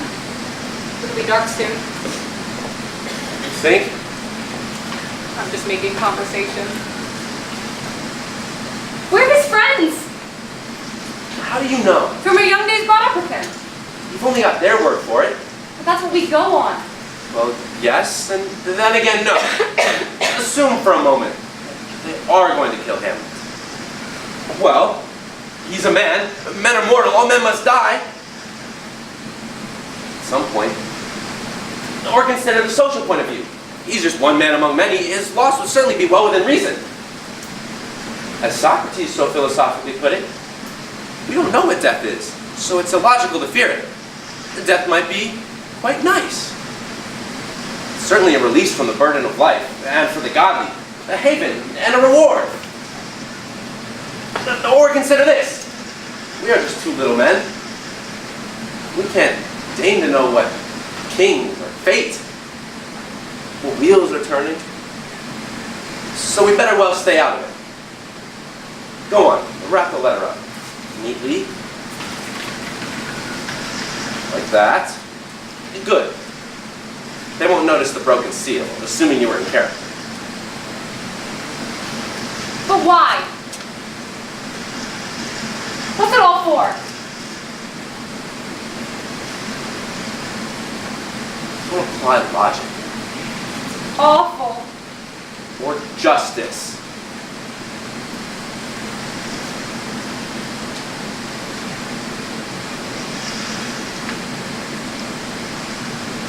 It could have been a lot worse. For a minute, I was beginning to think it was. The position as I see it then. We, Rosencrantz and Guildenstern, from our young days brought up with him, awakened by a man standing on his saddle, are summoned and arrive and instructed to clean what afflicts them and draw them onto pleasures, such as a play, which, as it happens, is abandoned owing to certain nuances outside of our appreciation. Results in, among other causes, and among other effects, a high, not to say homicidal mood in Hamlet, which, as a consequence, we are escorting him for his own good to England. Good. We're on top of it now.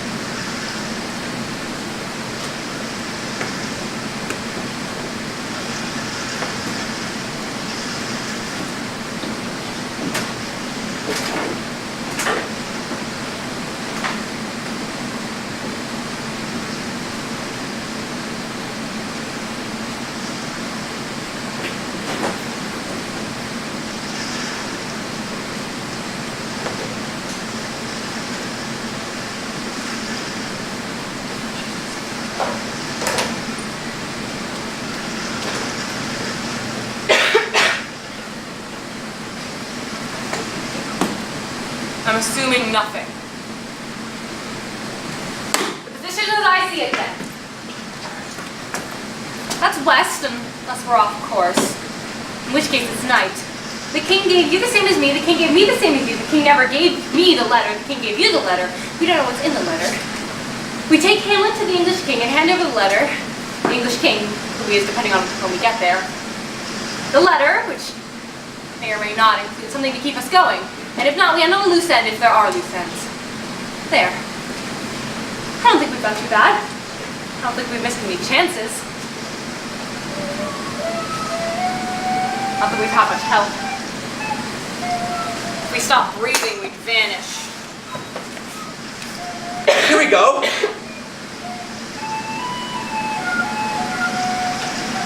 What? The void. Finally, a sound. While on a boat, admittedly. Outside the action, admittedly. The perfect and absolute silence of wet, lazy slap of water against water, and the rolling creak of timbers. Breaks. A pipe is heard. Somewhere a sailor puts his lips to a woodwind, his fingers and thumb governing, shall we say, the ventages, whereupon, giving it breath, let us say, with his mouth, it, the pipe, discourses, as the saying goes, most eloquent music. A thing like that, it could change the course of events. Go and see what it is. It's a person playing on a pipe. Go and find him. And then what? I don't know, request a tune. What for? Quick, before we lose our momentum. Why, something is happening. It quite escaped my attention.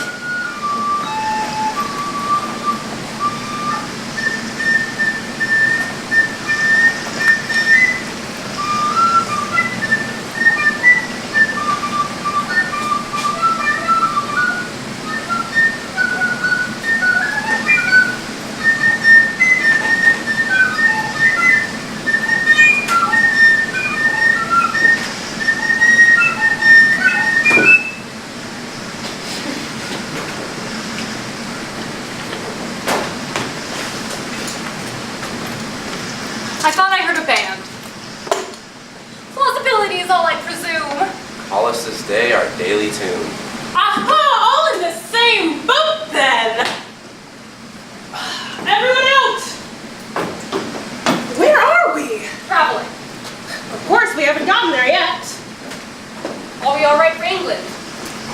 look all right to me. I don't think they're very particular in England.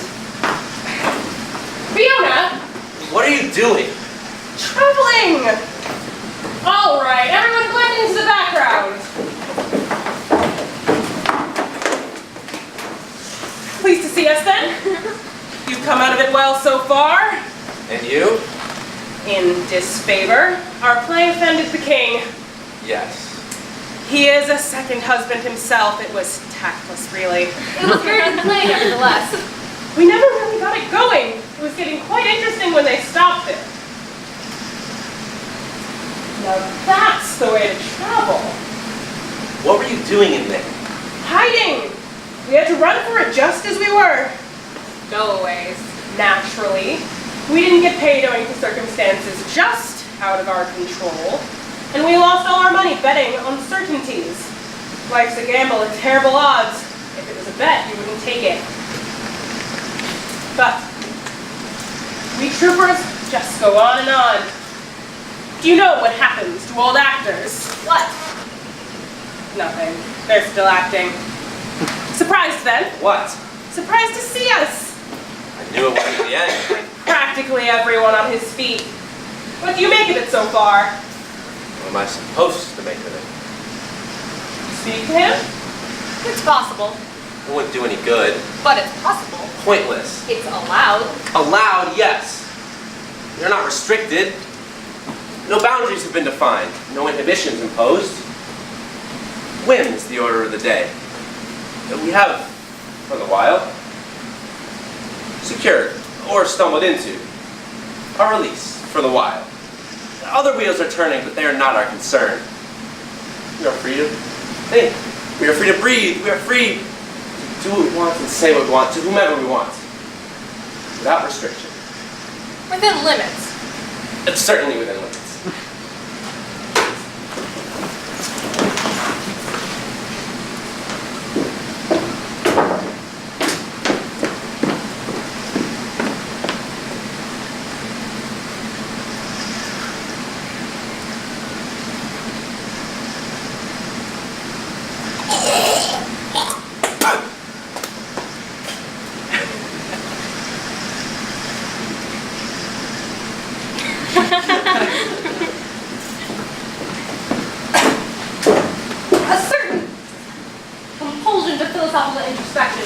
Characteristic, if I may put it that way. Does not mean he is mad. Doesn't mean he isn't mad.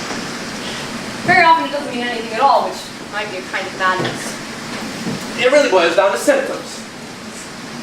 Pregnant replies, mystic illusions, mistaken identities, arguing his father is his mother, that sort of thing. Well, intimations of suicide, foregoing of exercise, loss of mirth, hints of claustrophobia, delusions of imprisonment. The invocations of camels, chameleons, capons, wheels, weasels, hawks, handsaws, riddles, quibbles, and evasions, amnesia, paranoia, myopia, daydreaming, hallucinations, stabbing his elders, abusing his parents, insulting his lover, and appearing hatless in public.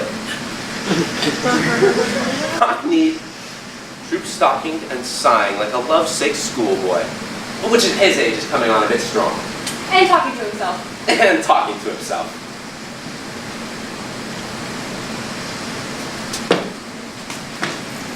Where's that got us? Well, he's the player. His play offended the king. Offended the king. Who orders his arrest. Orders his arrest. So he escapes to England. On the boat to which he meets. Rosencrantz and Guildenstern, taking Hamlet. Who offended the king. And Polonius. Offended the king in a variety of ways. To England. That seems to be it.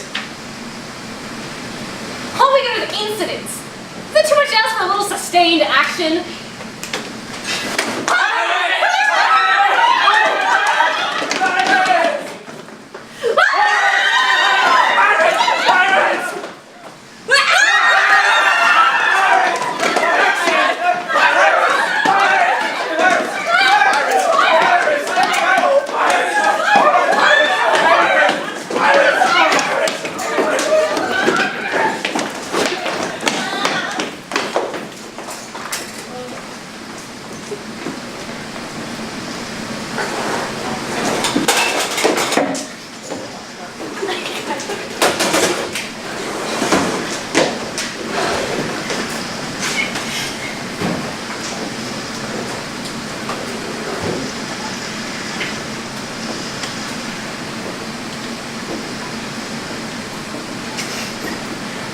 gone.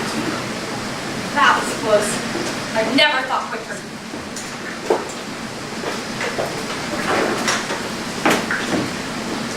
Where?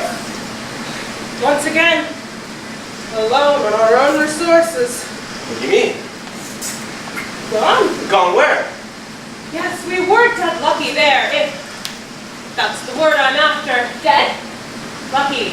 Is he dead? He's not coming back. Hardly. He's dead then. He's dead as far as we're concerned. Or we are as far as he is. Not too bad, is it? But he can't. We've got our instructions. We're going to England with a letter for the king. Yes, that much seems certain. I congratulate you on the unambiguity of your situation. But you don't understand. The pirates left us home and high. Dry and home. Pirates left us high and dry. Pirates can happen to anyone. Just deliver the letter. They'll send ambassadors from England to explain. Can't you see? Nothing will be resolved without him. There. We need Hamlet for our release. There. What are we supposed to do? This.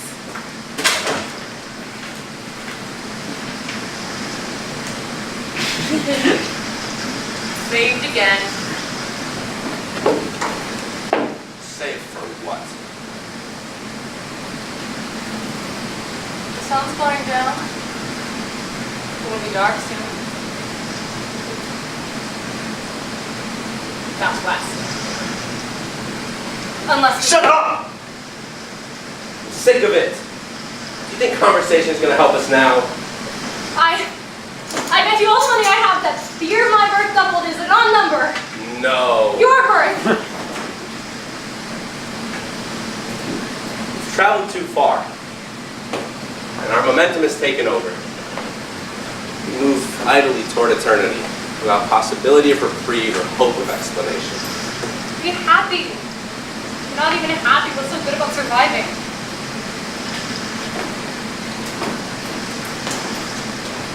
We'll be all right. I suppose we just go on.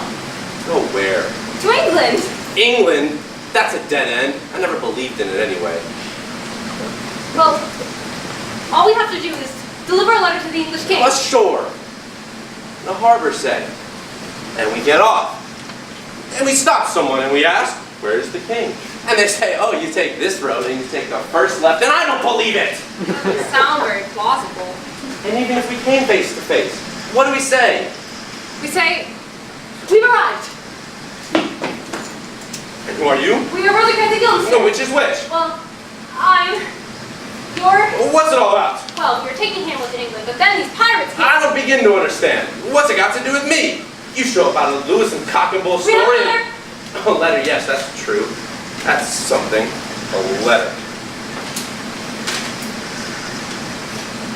As England is Denmark's faithful tributary, as love between them like the palms might flourish, etc., that on the knowing of this contents without any haste, without any delay, should those bearers, Rosencrantz and Guildenstern, put to sudden death be.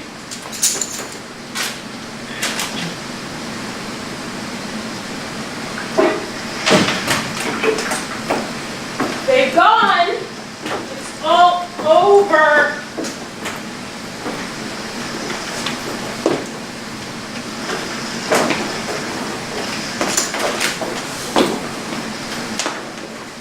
Where we went wrong was getting on a boat. Free to move, of course. Change direction, rattle about. But our movement's contained within a larger one, which carries us along as inexorably as the wind and current. They had it in for us, didn't they? Right from the start, who'd have thought we were so important? But why? Was it all for this? Who are we that so much should converge on our little deaths? Who are we? You are Rosencrantz and Guildenstern. No, it isn't. To be told so little, to such an end, and still, finally, to be denied an explanation. In our experience, most things end in death. Your experience, actors. You've never experienced death. You cannot act it. You die 1,000 casual deaths with none of that intensity which squeezes out life and no blood runs cold anywhere. Because you know that even as you die, you'll come back with a different act. But no one gets up after death. There's no applause. There's only silence and some secondhand clothes. And that's...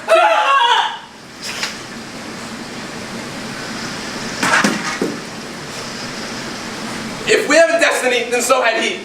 And if this is ours, then that was his. And if there are no explanations for us, let there be none for him.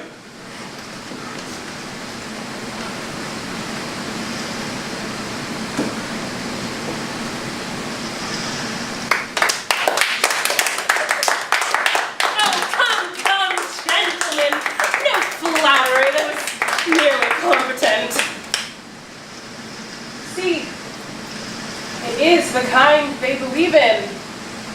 It's what's expected.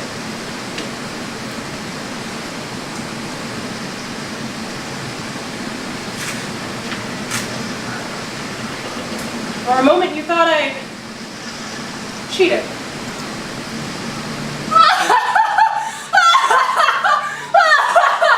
Oh, very good. Took me in completely. Didn't he just take you in completely? Encore. That's for all ages and occasions. Deaths by suspension, convulsion, consumption, incision, execution, asphyxiation, and malnutrition. Climactic carnage by poison and steel. Double deaths by duel. Show!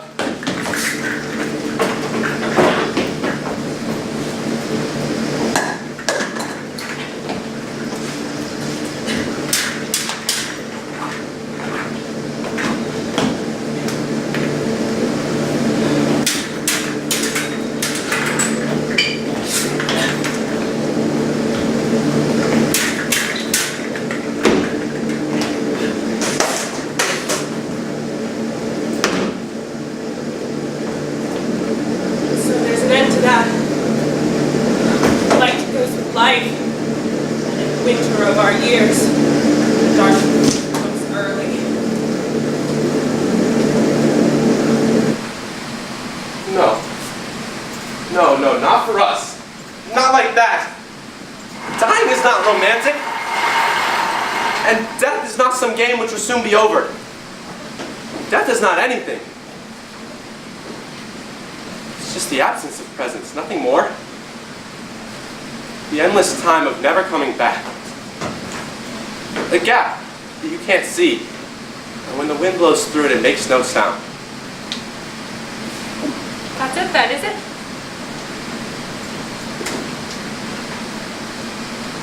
The sun's going down. Or the earth's coming up, as the fashionable theory has it. Not that it makes any difference. What was it all about? Where did it begin?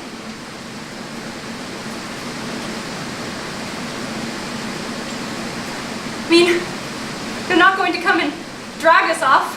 We could just stay put. We're still young, fit, we've got years. We did nothing wrong. We didn't harm anyone. Did we? I can't remember.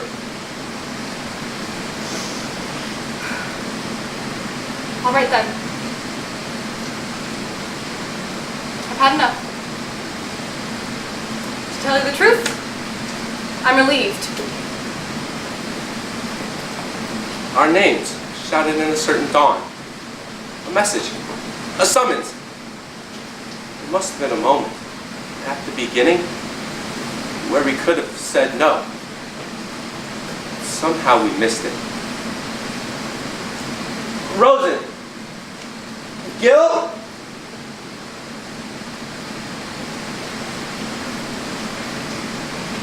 Well, no better next time. Now you see me. The